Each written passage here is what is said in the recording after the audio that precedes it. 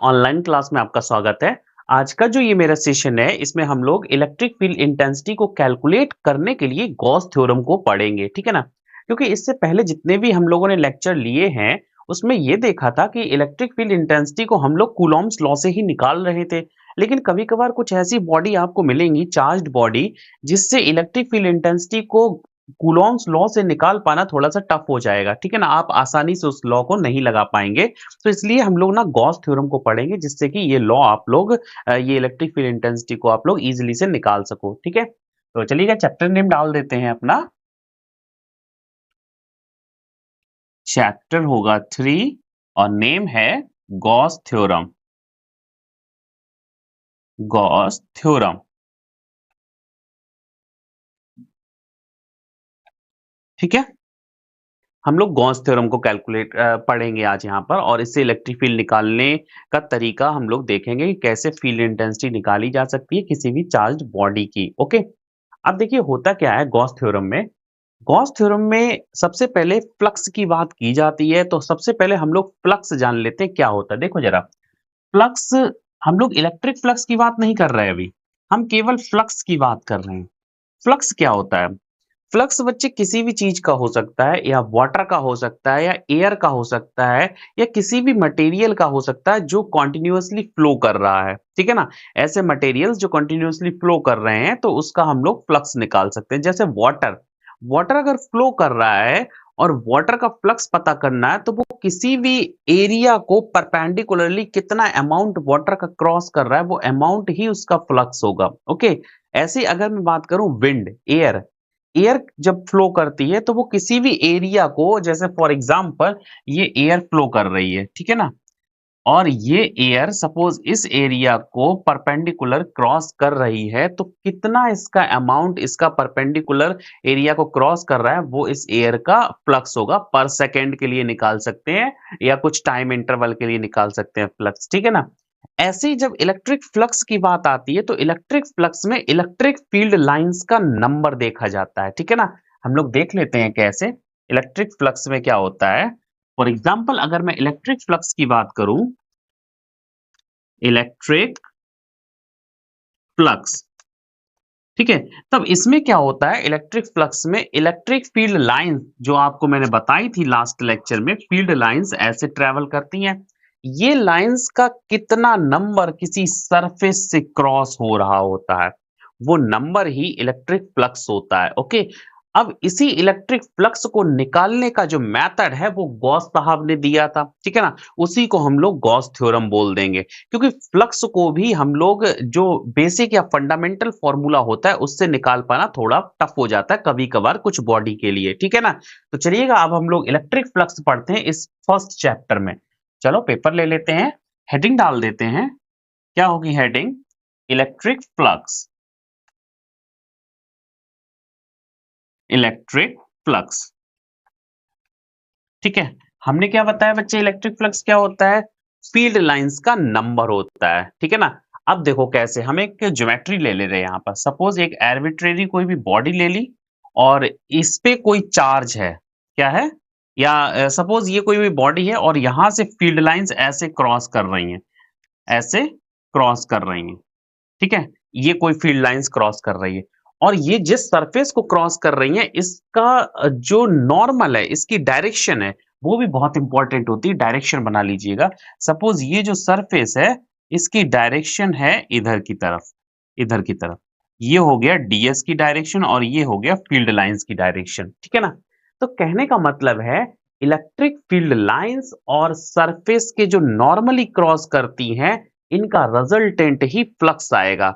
अब देखो कि ये कैसे, सपोज फॉर एग्जांपल ये कोई भी बॉडी है और इससे ये फील्ड लाइंस ऐसे क्रॉस कर रही हैं और हम आपसे नॉर्मली क्रॉस कर रहे हैं, हम आपसे फ्लक्स पूछ दे कितना होगा फ्लक्स, तो आप कितना कहोगे? 3।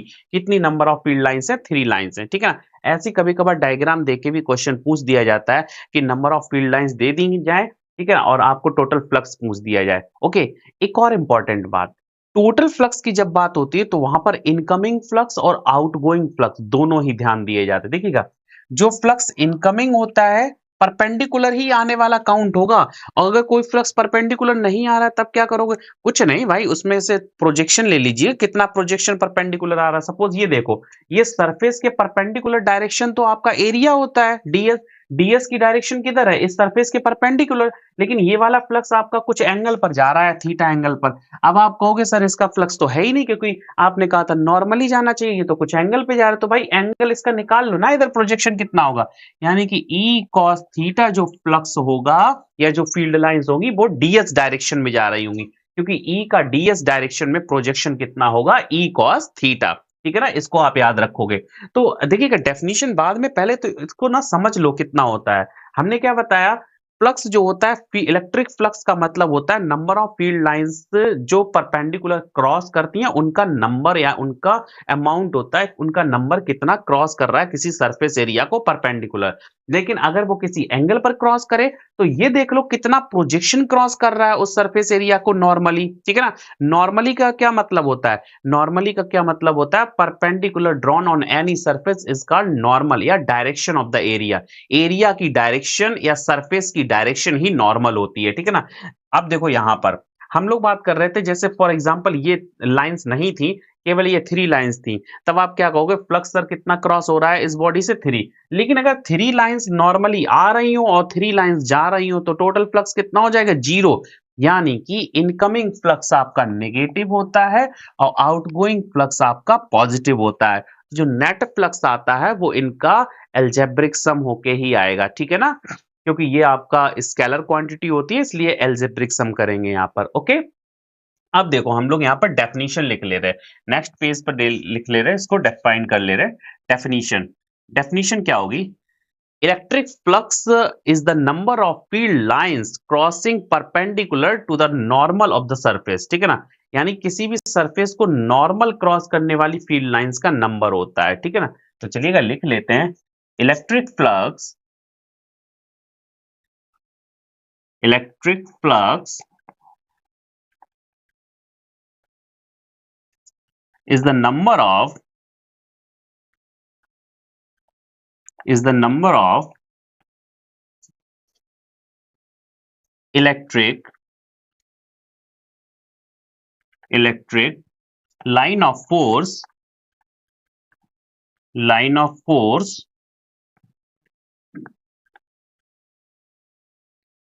which is crossing, या कॉमा कर लो, comma, crossing to the surface, to the surface at its normal direction, normal direction. ठीक है ना। देखिएगा, electric flux is the number of electric line of force comma crossing to the surface at its normal direction. ठीक है ना, जो surface के normal direction में फील्ड लाइंस का नंबर क्रॉस करेगा उनका नंबर ही फ्लक्स होता है। ठीक है ना। अब इसको कैसे लिखते हैं? It is a scalar quantity, ये भी ध्यान रखिएगा, it is a scalar quantity.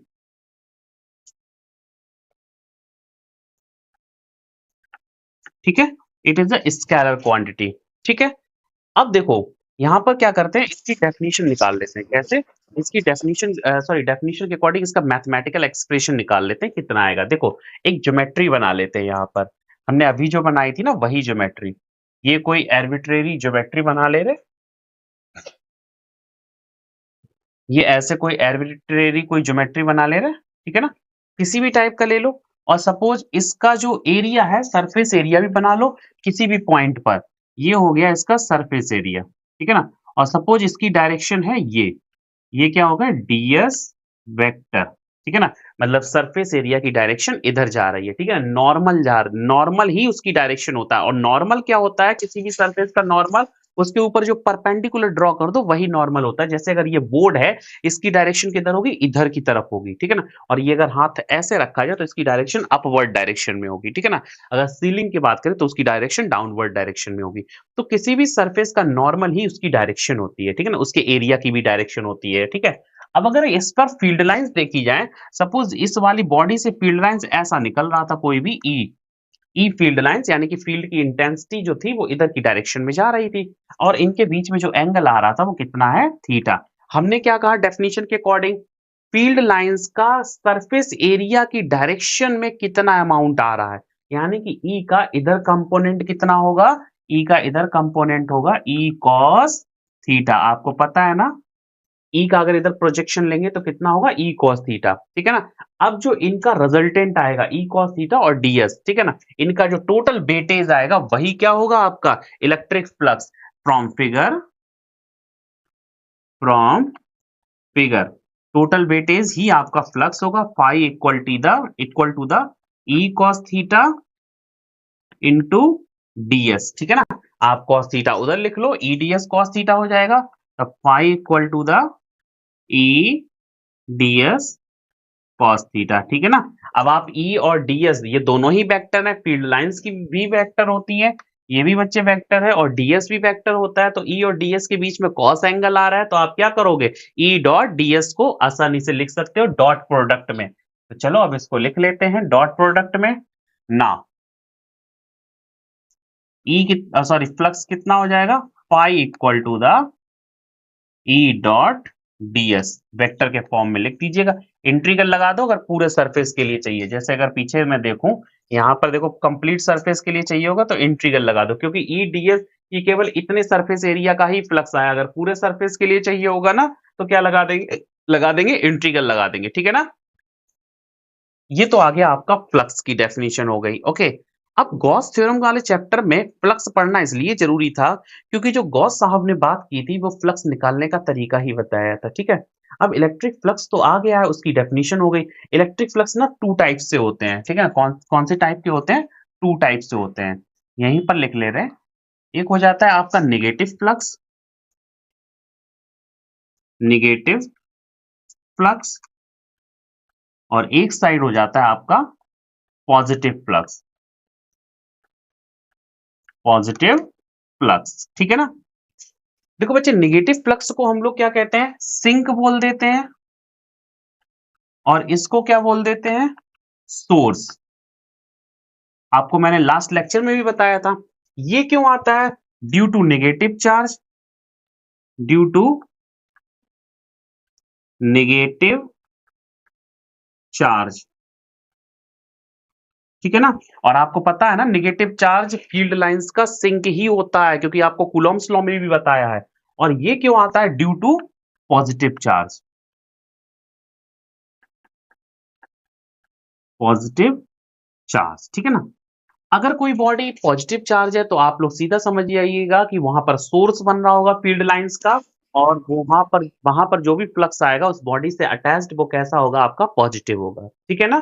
कैसा होगा, पॉजिटिव फ्लक्स होगा।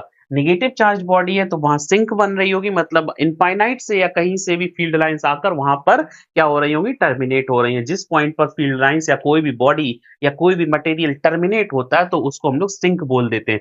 जैसे अगर मैं वाटर की बात करूं, वाटर सपोज अगर मैं ओशियन में हूँ, अपना शिप लेके अगर ओशियन में जा रहा हूँ अपना शिप लेके, तो वहां पर अगर कोई बहुत बड़ा पानी में एक गड्ढा सा बन जाए नीचे की तरफ, तो वहां क्या होता है, पानी पूरा ऐसे जाने लगता है, ठीक है ना।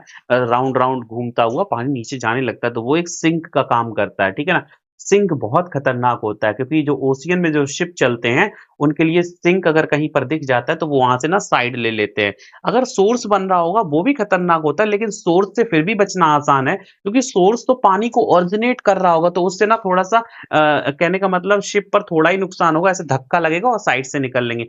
लेकिन सिंक क्या करता है, वो खींच लेता है चीजों को, ठीक है ना। ऐसे ब्लैक होल भी एक सिंक होता है, ठीक है ना, आपके मटेरियल को खींच लेता है। वैसे हम लोगों ने बात किया है जो नेगेटिव चार्ज होगा, नेगेटिव चार्ज एक सिंक का काम करेगा, किसके लिए, इलेक्ट्रिक फील्ड लाइंस के लिए। और ये जो फ्लक्स आता है वो नेगेटिव फ्लक्स होता है ऐसे नेगेटिव चार्ज से, ठीक है। पॉजिटिव चार्ज का ठीक उल्टा होता है नेगेटिव चार्ज का, ठीक है। तो फ्लक्स टू टाइप से हो गए। अब फ्लक्स होता क्या है ये तो मैंने बता दिया है, लेकिन कभी कभार कोई भी चार्ज बॉडी का शेप ऐसा होता है जिसका सरफेस एरिया निकाल पाना थोड़ा टफ होता है। जैसे आप देख लो, फ्लक्स को निकालने के लिए फील्ड की इंटेंसिटी होना बहुत जरूरी है सभी पॉइंट पर, और सरफेस एरिया। लेकिन अगर कोई फ्लक्स ऐसा है, इरेगुलर शेप में है, और कोई चार्ज यहाँ पर रखा है इसके सेंटर पर, या सेंटर नहीं मानो यहाँ रखा है, सेंटर तो पता ही नहीं होगा ना।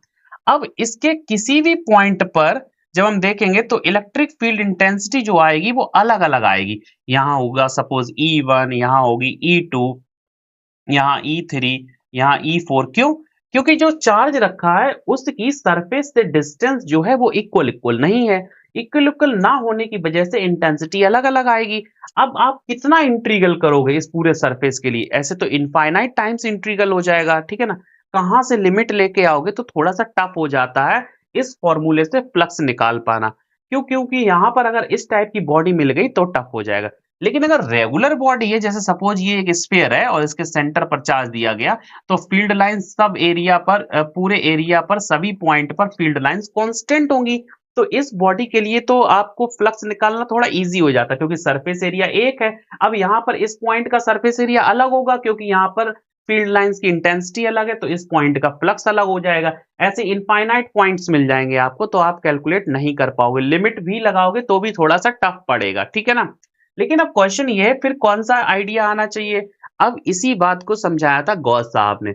गॉस ने ये बताया था आपको फ्लक्स ऐसे निकालने की जरूरत नहीं है। आपको पता होना चाहिए उस बॉडी के अंदर कितना चार्ज इनक्लोज्ड है। इनक्लोज चार्ज से ही फ्लक्स आता है क्योंकि आपको पता है चार्ज से ही फील्ड लाइंस आती हैं। जितना चार्ज ज्यादा होगा उतना ही आपका फ्लक्स ज्यादा होगा। तब इन्होंने अपना डेफिनेशन दिया था गॉस लॉ में, ठीक है। अब हम लोग सीधा पढ़ते हैं यहां पर क्या, गॉस लॉ, गॉस थ्योरम या गॉस लॉ।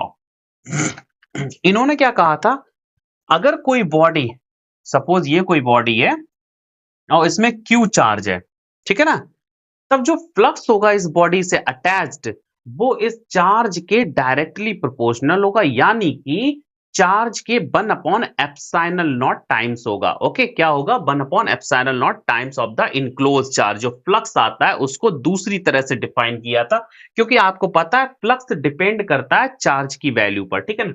तब इन्होंने आसानी से अपनी डेफिनेशन लिख दी थी। According to this theorem, according to this theorem, the flux, electric flux की बात कर रहे हैं, ठीक है ना, फ्लक्स attached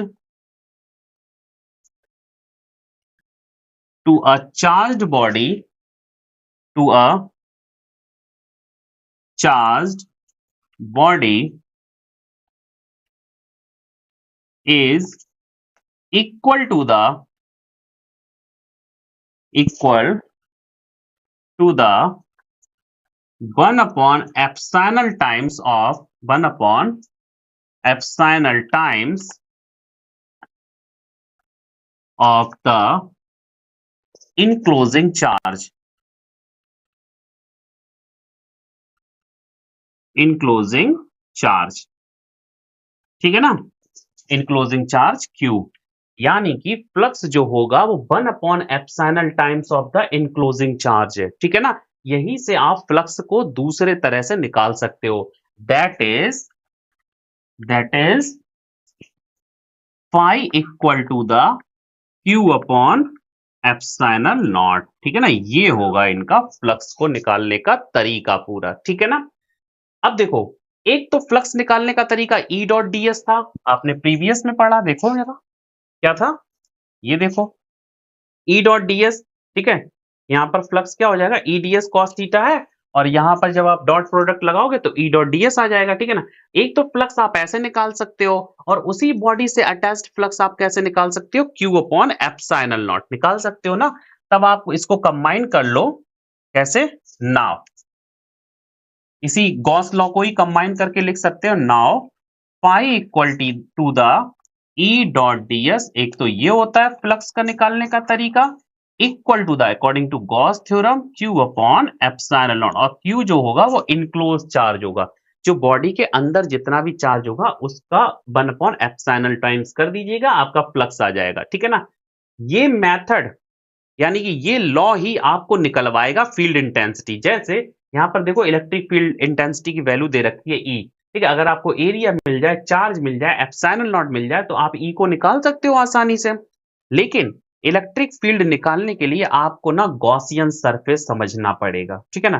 तो अब नेक्स्ट पॉइंट होगा आपका गॉसियन सरफेस, कैसे निकालोगे फील्ड वो भी हम बताएंगे, ठीक है। तो चलिएगा हम लोग यहाँ पर हेडिंग डाल देते हैं, गॉसियन सरफेस, गॉसियन सरफेस, ठीक है।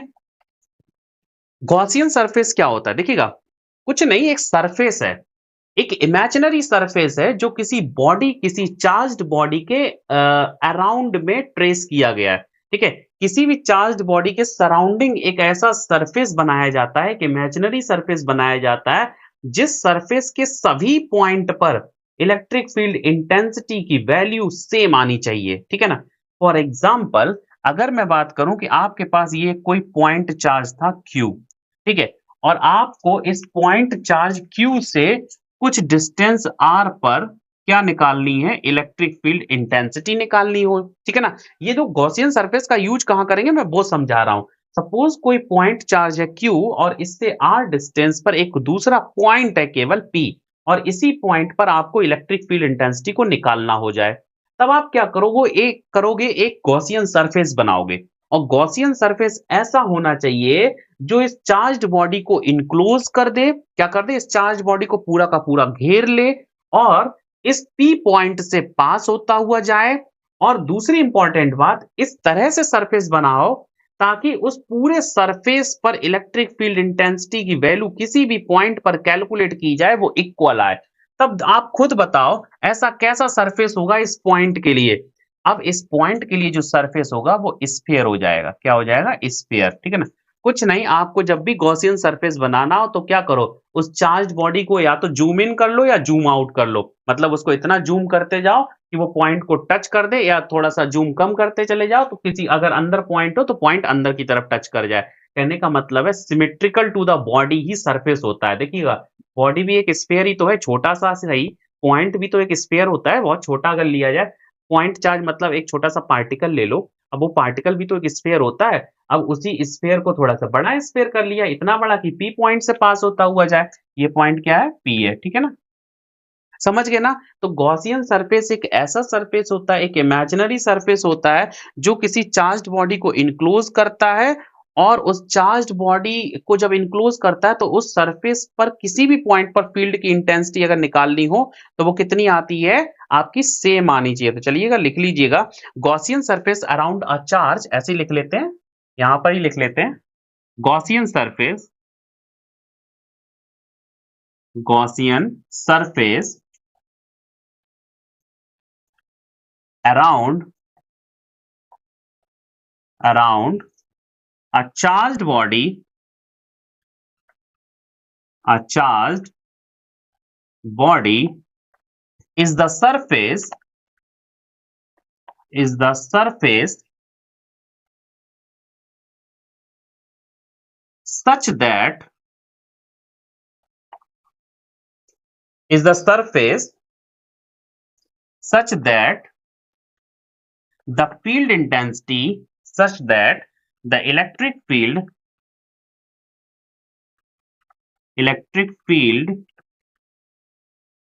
intensity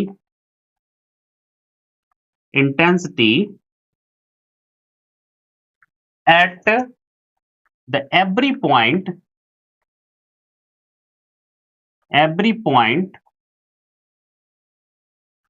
on the surface, every point on the surface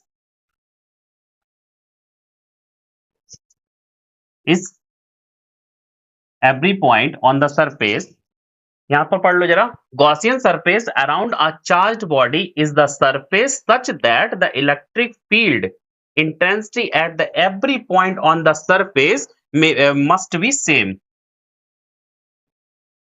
must be same, ठीक है ना। सभी पॉइंट पर जो फील्ड की इंटेंसिटी है वो क्या होनी चाहिए, सेम होनी चाहिए, ठीक है ना। आपको ये मैंने यहाँ पर छोटा सा एग्जांपल लेके समझा दिया, ठीक है ना। तो आप लोगों को कुछ पॉइंट्स भी याद रखने पड़ेंगे, कौन कौन से पॉइंट, एक पॉइंट की चार्ज बॉडी, इसकी प्रॉपर्टी अगर मैं देखूं चार्ज्ड बॉडी को इनक्लोज करे, ठीक है ना, और उस पॉइंट से पास होता हुआ जाए जिस पॉइंट पर आपको फील्ड इंटेंसिटी पर कैलकुलेट करनी हो। और ऐसा होना चाहिए कि फील्ड की जो फील्ड आएगी, जो इलेक्ट्रिक फील्ड आएगी सभी पॉइंट पर, वो क्या आ जाए, इक्वल। मतलब इस सरफेस पर किसी भी पॉइंट पर आप फील्ड की इंटेंसिटी पता करने जाओगे तो वो एक इक्वल ही आएगी, ठीक है ना। वही मैंने लिख दिया, इसकी इंपॉर्टेंट प्रॉपर्टी, यही प्रॉपर्टी ही इसकी डेफिनेशन है। अगर दूसरा पॉइंट लिखना चाहोगे तो क्या होगा, Gaussian surface must pass to the point P या पॉइंट ऑफ ऑब्जर्वेशन, ठीक है। तो आप दूसरा पॉइंट भी लिख लो, Gaussian surface, Gaussian surface, surface must pass to the point of observation या point of observation, observation P, ठीक है। पॉइंट ऑफ ऑब्जर्वेशन पी, जिस पॉइंट पर हमें फील्ड इंटेंसिटी को कैलकुलेट करना है उसी पॉइंट पर हमें ये सरफेस को पास होता हुआ दिखाना है, ठीक है ना। इतना आप लोग याद रखिएगा, ये मोस्ट इंपॉर्टेंट प्रॉपर्टी है, और चार्ज को इनक्लोज करना चाहिए, ये भी पता होना चाहिए, ठीक है ना। अब देखो, नेक्स्ट इंपॉर्टेंट यहाँ पर थिंग क्या होगी, गॉसियन सरफेस समझ लिया, इलेक्ट्रिक फ्लक्स समझ लिया, उसके टाइप समझ लिया आप लोगों ने, ठीक है ना। अब हम लोग मोस्ट इंपॉर्टेंट पॉइंट होगा एप्लीकेशन ऑफ गॉसियन सरफेस, और एप्लीकेशन ऑफ गॉसियन सरफेस को हम लोग नेक्स्ट लेक्चर में कंप्लीट करेंगे, क्योंकि वहां पर बहुत सारे फील्ड लाइंस निकालें, फील्ड इंटेंसिटी निकालेंगे अलग अलग बॉडी के लिए, ठीक है ना। तो आज की क्लास में इतना ही रखते हैं, बाय बाय।